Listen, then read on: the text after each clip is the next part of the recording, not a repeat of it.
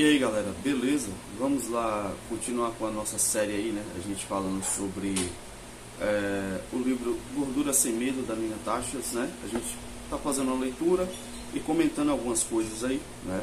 Agregando algum conhecimento, falando aí sobre a questão do colesterol, né? Como ele foi considerado vilão, né?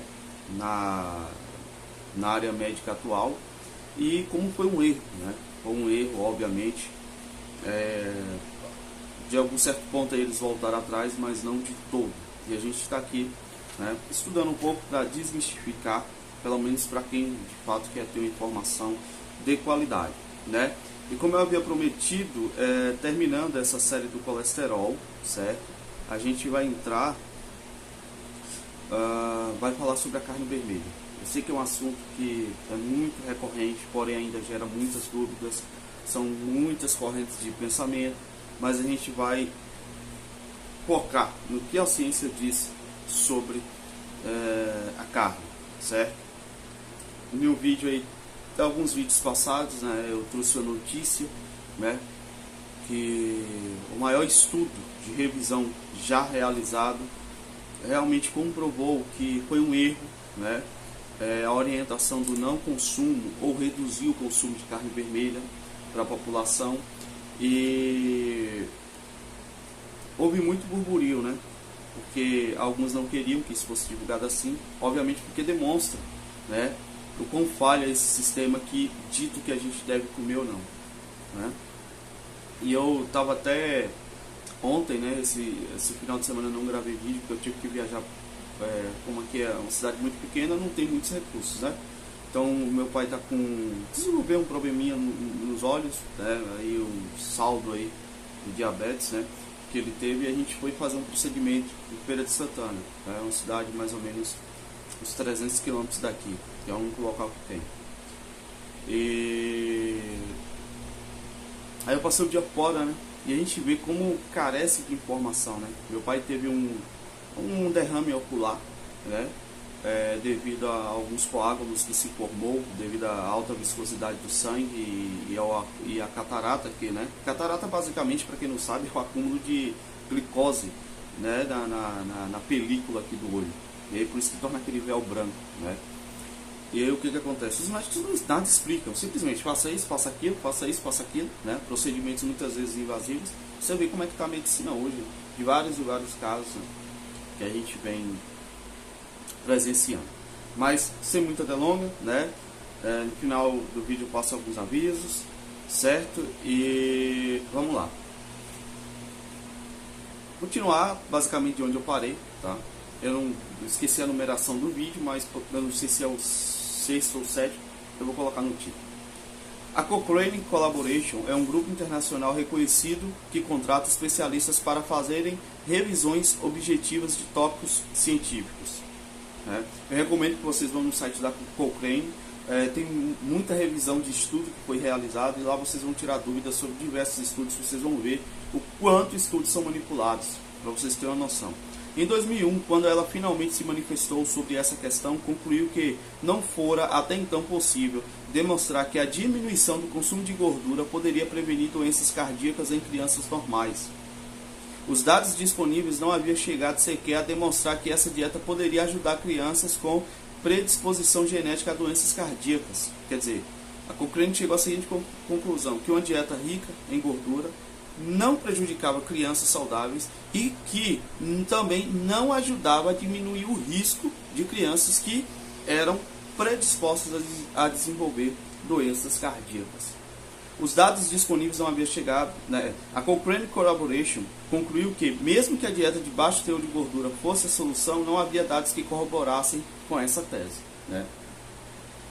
Além disso, a dieta não parecia ser eficaz nem sequer para ajudar as crianças a perder peso.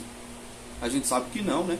Uma dieta de baixo teor de gordura, baixo teor de proteína vai ter o quê? Muito carboidrato. E obviamente não tem como você emagrecer com intervenção onde você ingira muita glicose. Na década de 1990, o Instituto do Coração financiou um estudo grande e rigoroso sobre as hipóteses, na qual foram examinados cerca de 1.700 alunos, do ensino fundamental. Durante 3 anos, essas crianças reduziram a ingestão total de gordura de 34% para 27% do total de calorias diárias. Né? Lembrando, gente, que vocês olham assim, mas o número é relativamente pouco, 34% para 27%, né? Seria um número aí de 7, basicamente. Só que, gente, é o seguinte, né? 7 não, uns 14%. Mas, gente, é o seguinte,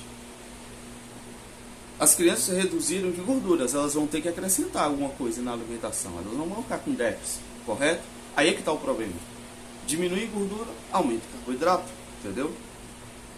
Do total de calorias diárias, também fizeram mais exercícios físicos e tanto as crianças quanto suas famílias tiveram aulas sobre nutrição saudável.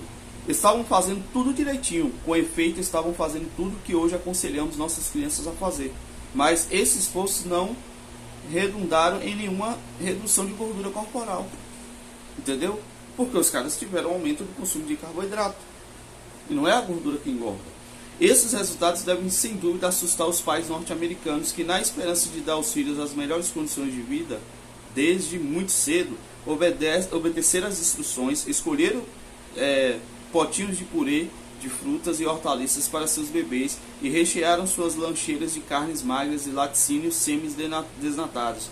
Para a decepção deles, a busca de outros estudos sobre a eficácia dessas escolhas será completamente infrutífera, pois os pesquisadores sobre nutrição, como categoria, pararam de questionar os efeitos da dieta de baixa teor de gordura sobre crianças depois de essa dieta ter sido aceita pela Associação de Pediatria em 1998.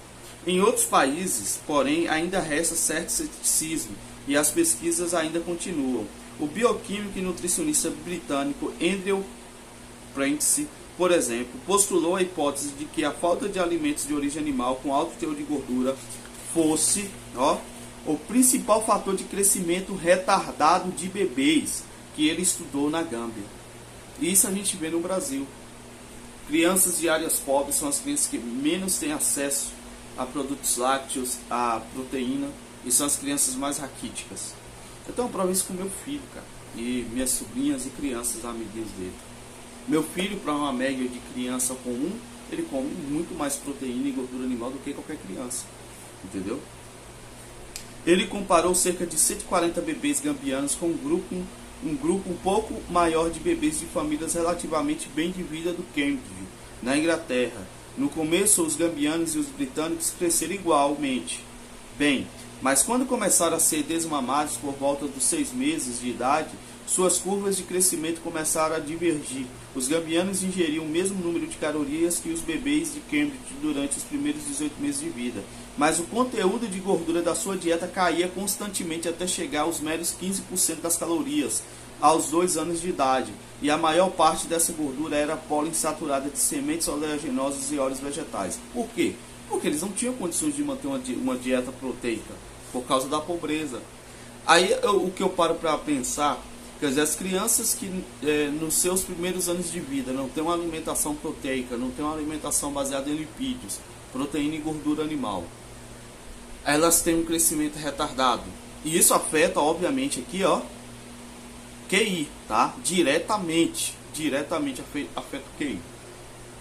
Essa ideia da ONU de perpetuar uma alimentação vegetariana ou semi-vegetariana para o mundo, vocês não acham isso estranho?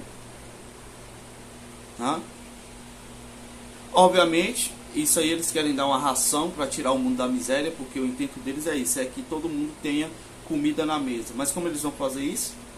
Dando uma alimentação na base de subdesnutrição para as pessoas, porque assim, eles vão ter lá uma porção de farinha, uma porção de trigo para comer todo dia, mas vão ser ainda pessoas raquíticas, desnutridas, né?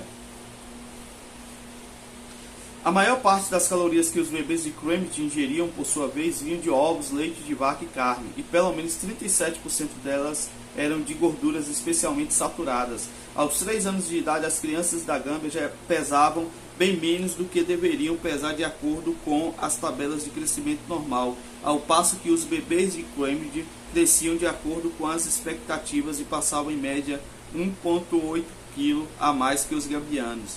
É fato que certas infecções crônicas, particularmente as que produziam diarreia, foram responsáveis por episódios temporários de perca de peso entre os gambianos. Mas apesar disso, Prentice especula que os alimentos de baixo teor de gordura eram os prováveis culpados pela incapacidade dessas crianças de sustentar crescimento rápido que lhes permitisse alcançar os bebês ingleses. Qualquer mãe norte-americana, ao ler este estudo, correrá para verificar o conteúdo da gordura dos alimentos que dá aos filhos, logo depois de desmamá-los, e ficará preocupada.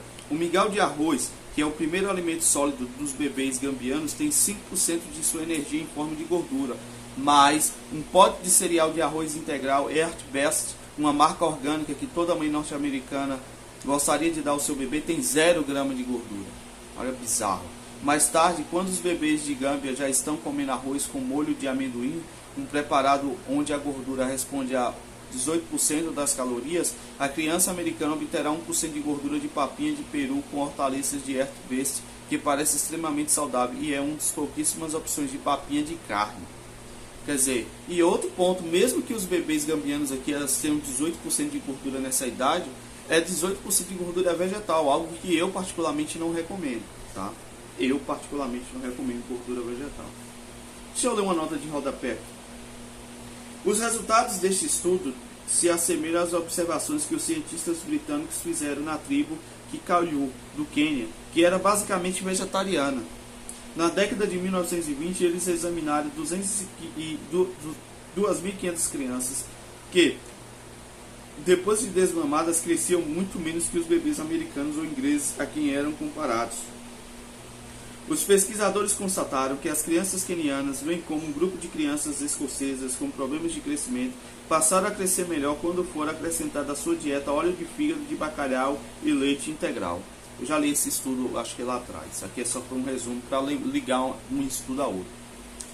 Lembra que sua mãe te dava aquele emulsão Scott, óleo de fígado de bacalhau com o biotônico, justamente para você ter um crescimento? Por causa disso, gordura animal ali, né? Ruim pra caramba, mas muitos de vocês gozam de uma certa saúde hoje por causa daquilo. Os dados do governo mostram que crianças norte-americanas reduziram a ingestão de gordura, inclusive de gordura saturada, nas últimas décadas, enquanto os bebês ainda mamam. É possível que o leite materno ou a fórmula láctea para suprir boa parte do déficit de gordura dos alimentos para eles, com uma ressalva assustadora: se a mãe come carboidratos em grande quantidade, seu leite materno tenderá a ter um teor menor de gordura, como mostram alguns estudos. Porém, a falta de gordura dos alimentos normalmente ingeridos pela criança norte-americana pode causar problemas de saúde. Os resultados obtidos no Gâmbia foram apresentados num grande simpósio sobre nutrição infantil realizado em Houston em 1998, junto com artigos de outros países. Pesquisadores da Espanha e do Japão relataram que, ao contrário dos norte-americanos, as crianças de seus países vinham aumentando o consumo de gordura em décadas recentes, quando se havia observado um ganho contínuo na altura. Relatos de países mais pobres da América Latina e da África, porém, revelam que as crianças desses lugares estavam comendo menos gordura, com consequências claras para a nutrição, e o crescimento de qualquer dieta com menos de 30% de gordura era preocupante do ponto de vista nutricional. E aos 22% começavam-se a relatar deficiências de crescimento. Esses números contrastavam de modo veemente com os 40% de gordura ou mais que as crianças em crescimento ingeriam em países mais ricos como Espanha e Alemanha. No entanto, a declaração sumária do simpósio de Houston, escrita por um especialista norte-americano, estreitamente ligada ao Instituto do Coração e aos principais realizadores do estudo, do DISC e do STRIP, concluía que se devia recomendar que crianças ingerissem de 23% a 25% de suas calorias diárias na forma de gordura, uma quantidade muito baixa. O resumo não se mencionava a boa saúde e ganho de altura associados às dietas com maior teor de gordura, que haviam sido objeto de muitas comunicações apresentadas na conferência. Quer dizer, ainda os caras tentam manipular, né? Porque, obviamente, se uma pessoa com senso comum, ela olha assim, beleza, se um aumento maior do consumo de gordura faz a criança ter um crescimento e uma saúde melhor, possivelmente então tem que consumir mais.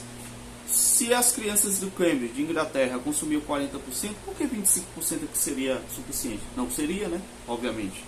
Hoje, a Associação de Pediatria ainda mantém a recomendação de uma dieta de baixo teor de gordura em geral e de gordura saturada em particular para todas as crianças com mais de 2 anos de idade.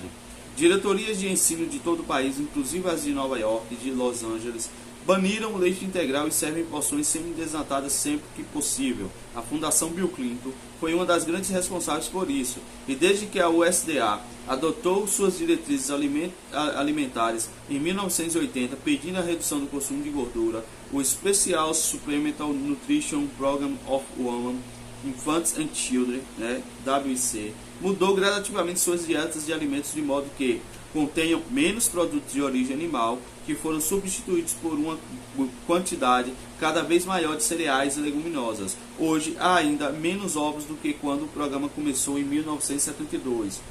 Há peixe enlatado, tofu e bebidas à base de soja, mas nada de carne, e todo o leite para mulheres e crianças acima de 2 anos de idade deve ser semi-desnatado com 2% de gordura ou menos, né?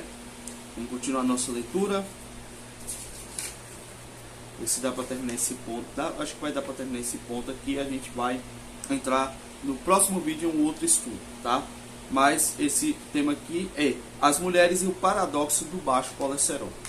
As mulheres foram outro grupo elevado pela enxurrada de recomendações de diminuição no consumo de gordura. Vou adiantar, mulheres se beneficiam muito mais de gordura do que homens, tá? Gravem isso. Embora também não existissem motivos para crer que elas se beneficiariam dessa medida. Dessa medida, no caso, o baixo consumo de gordura. Além disso, como grupo, elas mal haviam sido estudadas. No decorrer da história, as pesquisas em medicina sempre se concentravam nos homens, como se o sexo masculino fosse o padrão biológico. E uma vez que a epidemia de cardiopatias, quer dizer, até nessa questão alimentar, você deve tratar um pouco diferente mulheres e homens, né? Biologicamente falando. Aí os caras querem falar de igualdade em tudo. É bizarro, né? Até a ciência da nutrição sabe que em alguns aspectos as mulheres se beneficiam mais de algumas intervenções alimentares do que de homem. Um exemplo, homem ele se dá muito melhor com carne vermelha, a mulher se dá muito melhor com carnes mais gordas, entendeu? Não que a carne gorda no homem faz mal, não é isso, é que tipo, o homem ele tem um benefício maior em um alto consumo proteico, né? Por causa dos músculos. A mulher, né, por causa de reserva de energia, questão hormonal, ela tem uma melhor, vamos dizer, um ganho melhor com carnes mais gordas. Bem interessante isso aí. No decorrer da história, as pesquisas em medicina sempre se concentraram nos homens como sendo se o sexo masculino fosse o padrão biológico. E uma vez que a epidemia de cardiopatias inicialmente afetava mais os homens do que mulheres, eles foram excluídos da maior parte dos estudos clínicos sobre doenças cardíacas. Representavam somente 20% dos participantes desses estudos até 1995. E apenas 25% depois disso. O resultado é que as metas de redução de colesterol prescritas para toda a população norte-americana pelo Programa de Educação sobre Colesterol são baseadas em estudos feitos exclusivamente com homens. E a gente vai ver que o colesterol beneficia muito a mulher. Já na década de 1950, contudo, alguns pesquisadores alertavam que as mulheres reagiam à gordura e ao colesterol de forma diferente dos homens e, portanto, precisavam ser estudadas separadamente. Os sintomas da aterosclerose só se manifestavam nas mulheres com 10 a 20 anos de atraso em relação aos homens, por exemplo. E as mulheres em geral só sofrem de um alto índice de doença cardíaca depois da menopausa. Quando havia dados de exames feitos separadamente com os dois sexos, as disparidades eram extraordinárias. No estudo de Framingham, um dos poucos estudos iniciais que incluíam mulheres, por exemplo, não havia correlação alguma entre o colesterol total e a mortalidade por doenças coronarianas nas mulheres com mais de 50 anos. uma vez que as cardiopatias são raríssimas em mulheres com menos de 50 anos. Essa descoberta significava que há algumas décadas a imensa maioria das mulheres norte-americanas vem diminuindo desnecessariamente o consumo de gordura saturada, visto que não há relação entre o efeito dessa diminuição sobre seu colesterol e o risco de desenvolver doença coronariana. Apesar disso, essa importante descoberta foi otimizada das conclusões do estudo quando essas foram publicadas em 1971. Em 1992, um painel de especialistas, do NHLBI reviu todos os dados disponíveis sobre mulheres e doenças do coração e constatou que a mortalidade por cardiopatia era maior entre as mulheres com baixo colesterol do que entre as com colesterol alto. Não é um mind blow isso aqui, gente? Independente da idade, esses resultados também foram ignorados. De fato, quantos médicos você imagina serem hoje capazes de dizer às suas pacientes que o colesterol alto não é motivo de preocupação? Vai lá dizer que você está com colesterol alto, os caras começam a surtar, Quer dizer, olha aqui, o estudo apontou claramente que as mulheres, elas, quando tinham colesterol alto, sofriam alto nos padrões da medicina. Eu estou falando de 400, 300 tá, para idosos, mas 400 não. Elas tinham menos problemas de coração, né? Nota de rodapé. Com efeito, uma análise dos dados de Framingham revela que as mulheres de qualquer idade podem ter um índice de colesterol de até 294 mgdl sem que aumente o risco de sofrer um ataque cardíaco. Olha o crime, quando você bate lá 150, 180, os caras já estão te empurrando remédio, né? O estudo de Framingham foi epidemiológico. Quanto aos dados de estudo clínico sobre mulheres, a situação era a mesma que para as crianças. Até perto do ano 2000, esses dados não existiam. Foi só quando o Congresso investigou a questão da disparidade entre os sexos nos financiamentos científicos que o NHLBI resolveu empenhar algum dinheiro na condução de estudos sobre alimentação e doença em mulheres. Uma das bolsas do NHLBI foi dada a Robert Knopp, especialista em lipídios da Universidade de Washington, que estudara a dieta de baixo teor de gordura em homens e estava preocupado com o seu efeito sobre as mulheres. O estudo que ele fizera em Seattle, com 444 funcionários do Boeing do sexo masculino e com alto índice de colesterol, havia revelado alguns resultados perturbadores. Knopp alimentava os homens de Boeing com diversas dietas magras. Presta atenção.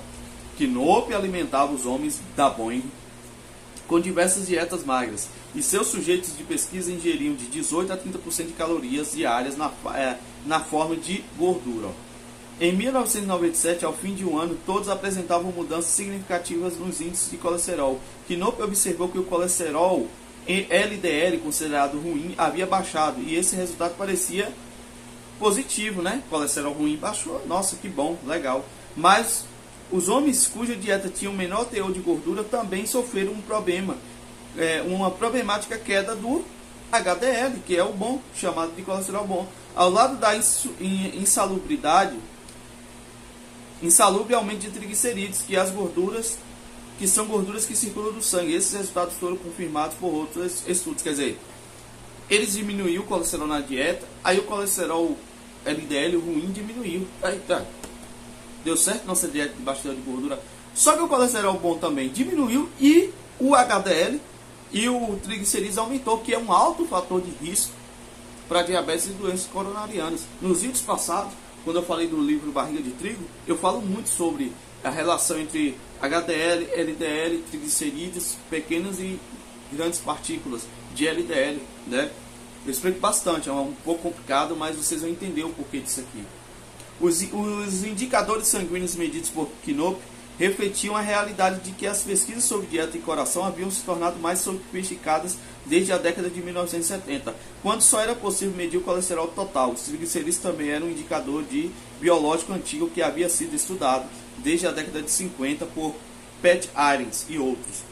No fim da década de 80, os aspectos muito mais sutis do colesterol podiam ser medidos, entre os quais o colesterol HDL e o LDL. Mas o que são essas coisas? Acontece que o colesterol total pode ser dividido em subconjuntos de diferentes densidades, que são o colesterol HDL de alta densidade. Eu acho que a gente vai entrar de novo, aqui vai ficar um pouco mais claro do que no livro lá do William Davis, e o LDL de baixa densidade. Esses dois indicadores biológicos ganharam reputação de bom e ruim ao longo de muitos anos de estudo. Os pesquisadores constataram que havia correlação entre um índice elevado de colesterol LDL e os mais diversos fatores de risco, como sobrepeso, tabagismo, falta de exercício e hipertensão.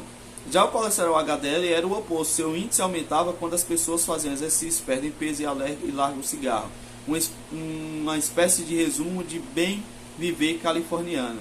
Essas frações de colesterol não se dissolvem no sangue nem conseguem se deslocar sozinhos pelas veias e artérias. Precisam entrar num pequeno submarino que ele sim é capaz de viajar tranquilamente dissolvido no sangue, ao mesmo tempo que leva em segurança dentro de si sua carga de colesterol. Esses submarinos são chamados de lipoproteínas.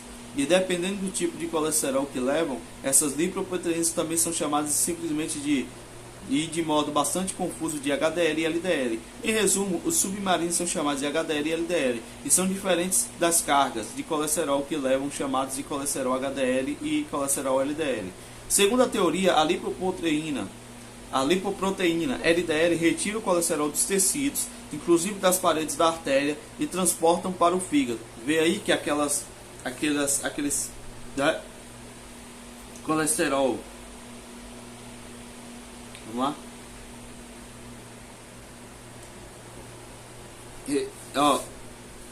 o HDL retira o colesterol dos tecidos. Então você vê que ele que não é ele que causa o acúmulo, ele está ali para retirar. Quando você baixa e faz o aumento do LDL, que é o ruim, há um acúmulo. O HDL, em outras palavras, tira o colesterol do corpo. A LDL, por sua vez, faz o contrário. As lipoproteínas LDL fixam o colesterol nas paredes das artérias, por isso deveremos evitar índices altos de colesterol LDL e devemos buscar aumentar o nível de colesterol HDL. Só que assim, pessoal, tem como você abaixar um e aumentar o outro de forma isolada? Você tem que fazer o certo para que o HDL suba, porque mesmo que o LDL suba no processo, como o HDL subiu, ele vai fazer o trabalho dele tranquilamente. E se os índices de colesterol ou de lipoproteínas são capazes de prever um infarto futuro, é uma questão sobre a qual a opinião dos especialistas diverge. Gideon, como eu faço para aumentar o HDL? Tem uma boa alimentação. Só isso. O próprio corpo vai regular. Agora, se você tiver processos inflamatórios, o LDL vai depositar colesterol para tentar reparar algumas coisas nos tecidos, e isso acaba causando um acúmulo ruim, né, pernicioso. Os nutricionistas se interessam pelas frações de HDL e de LDL de colesterol, porque, como você talvez se lembre, o grupo de Framingham, em 1977, e mais alguns estudos estavam dando a entender que o colesterol total não era, na realidade, um indicador confiável de doença cardíaca para a maioria das pessoas. É claro que ninguém fazia questão de divulgar esse resultado, pois ele solapava por completo a hipótese de dieta-coração, que durante décadas prescrevera como objeto principal das terapias a redução dos índices de colesterol total. Centenas de milhares de dólares haviam sido gastos na tentativa de provar que o colesterol total era o mais importante fator de risco. 10.001 artigos científicos haviam se concentrado no colesterol total, a exclusão de todos os demais aspectos biológicos da cardiopatia. O colesterol total fora a razão original pela qual se recomendaram os norte-americanos que reduzissem o consumo de gordura saturada. E de repente vinha à tona que a grande maioria dos casos ele não era um fator claro de risco. Essa realidade ainda não foi plenamente aceita pelos médicos e pelas instituições que dão recomendações médicas, e isso, dado ao longo e eminente histórico de colesterol total, não chega a surpreender. Mas se o colesterol total não era confiável como indicador de risco, o que poderia desempenhar esse papel? A resposta, como se descobriu depois, é uma mistura complexa de outros fatores mensuráveis no sangue, entre os quais os triglicerídeos, o colesterol LDL e o colesterol HDL. Na realidade, uma das grandes surpresas dos estudos posteriores feitos em Framingham foi o colesterol bom. Os líderes do estudo relataram que tanto em homens quanto em mulheres entre 40 e 90 anos de idade, de todas as lipoproteínas e lipídios medidos, o colesterol HDL é o que mais influencia sobre o risco. As pessoas que tinham índice baixo de HDL, baixo de 35 mgdl, apresentavam um índice de infarto 8 vezes maior do que as que tinham colesterol HDL alto, 65 mgdl ou mais. A correlação era notável. Segundo os autores e de todos os dados que eles obtiveram sobre o colesterol, constituía a descoberta mais importante.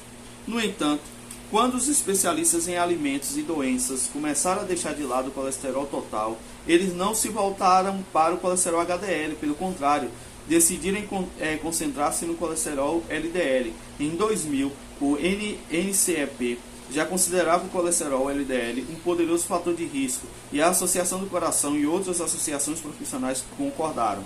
A situação era estranha. Se havia tantos indícios a favor do uso do colesterol HDL como indicador, por que a Associação Nacional do Coração preferiam o colesterol LDL? Para vender, né? Porque era fácil diminuir o LDL. Até com óleo vegetal você diminui ele. Havia várias explicações. Uma delas é que alguns estudos epidemiológicos haviam estabelecido um vínculo entre a morte por doença cardíaca e o índice de colesterol LDL. Alguns pontos percentuais acima do constatado em pessoas normais. Além disso, dados obtidos em experimentos com animais mostravam que o aumento do colesterol LDL estava correlacionado com sinais de esclerose arterial. Em terceiro lugar, os cientistas Michael Brough e Joseph Goldstein, que depois ganharam o prêmio Nobel por seu trabalho, publicaram dados instigantes, demonstrando que pessoas que sofriam de transtorno genético e hipercolesterolemia familiar tinham problemas nos receptores de colesterol LDL. Os cientistas aventaram a hipótese de que um mecanismo semelhante funcionasse em todos nós, e os especialistas da época consideravam essa ideia especialmente convincente. Quer dizer, pegaram uma pessoa doente e disseram, não, toda a população pode ter esse problema, né? Nota de rodapé. Um índice de colesterol HDL superior a 60 mgdl é considerado saudável, embora hoje a Associação do Coração já não estipule um nível recomendado. Quer dizer, hoje eles já deixam em aberto para você ver o erro dos caras, né? Hoje ele não precisa ser só 60. Eles não ligam se o HDL estiver alto, né? O problema hoje está baixo. A preferência pelo colesterol LDL em detrimento do HDL foi talvez também alimentado pelo multibilionário setor farmacêutico, como sempre, né? Como eu citei atrás, que favorecia o colesterol LDL como alvo terapêutico, porque eles não têm como abaixar o HDL, então eles abaixam o LDL, tem remédio para isso. Os laboratórios farmacêuticos haviam feito inúmeras tentativas de encontrar um medicamento que fizesse subir o índice de colesterol HDL. Como eles não conseguiram, e eles só conseguem abaixar o LDL, e isso abaixa os dois, eles começaram a vender remédio e culpar somente o HDL, né? E não dizer assim, ó, não precisa mexer no HDL, só você ter uma boa alimentação que o seu... Não precisa mexer no LDL, só basta ter uma boa alimentação que o seu HDL sobe. E o problema do LDL é basicamente resolvido. Mas não, eles precisam ganhar dinheiro. Como eles não conseguem subir um, mas abaixa o outro, então vamos abaixar o outro e ganhar um dinheiro, né? Mas todos os esforços haviam fracassado. Baixar o colesterol LDL, no entanto, era algo que eles sabiam fazer muito bem. O primeiro medicamento nessa linha, a lovastatina, foi descoberto na década de 70 e deu origem a um universo bilionário de estatinas. De lá para cá já surgiram a fluvastatina, a pitavastatina, a pravastatina, rosuvastatina e simvastatina. Essa simvastatina aqui eu acho que é a mais famosa no Brasil, né? Aí a torvastatina. As estatinas movimentaram 956 bilhões de dólares pelo mundo afora somente em 2011. Mas as estatinas guardam um segredo de polichinelo. Embora elas realmente tenham certa eficácia na prevenção de mortes por doenças coronarianas, seu sucesso não está ligado somente à sua capacidade de baixar o colesterol LDL. As estatinas funcionam também de outra maneira, talvez reduzindo a inflamação. Os pesquisadores não sabem. Esses outros mecanismos em potencial são chamados de efeitos pleitrópicos das estatinas e são discutidos habitualmente entre os cientistas. No entanto, na percepção do público, até há pouco tempo, as estatinas estavam ligadas exclusivamente ao seu poder de baixar colesterol LDL e ainda, em geral, vendidas com base nesse benefício. Havia mais uma justificativa congente para favorecer o colesterol LDL, a saber que os especialistas em alimentação e doença precisavam disso para salvar a hipótese dieta-coração. Resultados como os obtidos por Knopp estavam revelando que a dieta mais favorecida na época, com baixo teor de gordura em geral e de gordura saturada em particular, era capaz de melhorar os índices de colesterol LDL, mas invariavelmente piorava o de HDL. Era uma descoberta bastante incômoda, pois significava que a dieta escolhida talvez estivesse piorando o risco de doença cardíaca. Para se livrar dessa situação comprometedora, os especialistas simplesmente ignoraram o HDL. O NIH financiou poucos estudos sobre a alteração entre a dieta e o colesterol HDL, e os pesquisadores se abstiveram de discutir o assunto em artigos científicos. Com efeito, sabe-se que alguns diretores de periódicos científicos às vezes insistiam que os pesquisadores incluíssem o colesterol HDL na sessão de discussão dos estudos, justificando-se pela alegação de que ele não era um indicador biológico oficial. Se você não publica, não pode falar a respeito, contou-me um químico especializado em óleos. Se quiser que a dieta de baixo teor de gordura seja mocinho e a gordura saturada seja vilão, basta omitir o HDL, aí fica tudo redondo. Quer dizer, e foi isso que eles fizeram. Os nutricionistas também ignoram pesquisas nas quais os que mais contribuíam para elevar o índice de colesterol HDL não era nem o vinho tinto, nem os exercícios físicos, que é ridículo essa ideia de exercício físico. Depois eu vou entrar só falando disso. Como costumamos pensar, mas a gordura saturada, vou repetir aqui, gordura saturada causa o aumento de colesterol HDL, que é o bom colesterol que vai te dar saúde. Pegaram aí agora o pulo do gato? Constatou-se que a ingestão de gordura saturada eleva o índice de colesterol HDL, e ela era o único alimento a ter esse efeito. É uma questão séria. O fato de ignorar-se a elevação do colesterol HDL induzida pela gordura saturada faz com que esta pareça, em geral, bem pior do que realmente é. Isso foi escrito em 2004 pelo Mainstemper, epidemiologista da nutrição da Escola de Saúde Pública de Harvard. Um número cada vez maior de pesquisadores concorda com essa opinião, mas na década de 1990, quando estavam vindo a público as incômodas descobertas de Canup e outras, a reação predominante a quem quer que levasse o assunto do colesterol HDL e da dieta rica em carboidratos e pobre em gorduras consistia em tossir educadamente e olhar para o lado. Quer dizer, o cara ia lá falar, né, eu não vi que essa dieta de baixo teor de gordura favoreceu o HDL, muito pelo contrário, piorou, e que a gordura, você vai perder seu cargo, você vai perder lá a publicação na revista científica, você vai perder suas verbas de gabinete, você vai perder um monte de coisa. Os caras, médicos, eles precisavam, obviamente, disso. O que é que eles faziam? Não tá mais aqui quem falou, é a população que se ferre. Olha na mão de quem a gente está submetido, gente. É bizarro, cara. É muito bizarro. Muito bizarro mesmo. Mas é isso aí. Terminei essa parte por aqui. Consegui terminar antes dos 40 minutos. Próximo vídeo aí a gente vai... Vamos lá. Continuar.